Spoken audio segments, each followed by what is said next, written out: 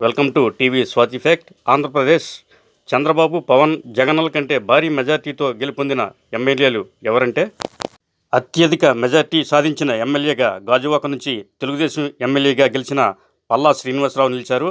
ఆయన తన సమీప వైసీపీ అభ్యర్థి మాజీ మంత్రి గుడివాడ అమర్నాథ్పై 95,235 ఓట్లు ఆధిక్యంలో గెలిచారు.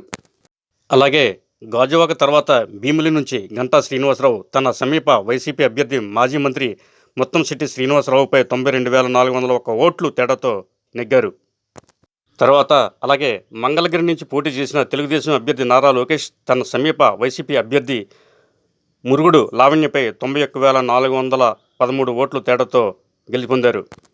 అదేవిధంగా పెందుర్తి నియోజకవర్గం నుంచి జనసేన అభ్యర్థిగా పంచకర్ల రమేష్ బాబు 81,870 ఓట్ల మెజార్టీతో గెలిచారు. ఆయన సమీప వైసీపీ అభ్యర్థి అన్నంరెడ్డి అదీప్ రాజ్పై ఈ మెజార్టీ సాధించారు. నెల్లూరు సిటీ నుంచి తెలుగుదేశం అభ్యర్థి పి నారాయణ వైసీపీ అభ్యర్థి ఖలీల్ అహ్మద్పై 72,489 ఓట్ల మెజార్టీతో గెలిచారు.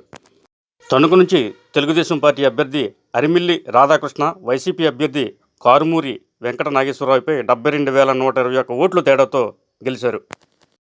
కాకినాడ రూరల్ నియోజకవర్గంలో జనసేన అభ్యర్థి పంతం వెంకటేశ్వరరావు నానాజీ వైసీపీ అభ్యర్థి కురసాల కన్నబాబుపై 72,040 ఓట్ల తేడాతో గెలుపొందారు. రాజమండ్రి సిటీ నుంచి తెలుగుదేశం పార్టీ అభ్యర్థిగా ఆదిరెడ్డి శ్రీనివాస్ వైసీపీ అభ్యర్థి మార్గాని భరత్పై 71,404 ఓట్ల తేడాతో నెగ్గారు. విశాఖపట్నం తూర్పు నుంచి టీడీపీ అభ్యర్థిగా పోటీ చేసిన వెలగపూడి రాధాకృష్ణ వైసీపీ అభ్యర్థి ఎంవివి సత్యనారాయణపై 70,877 మెజార్టీతో గెలుపొందారు.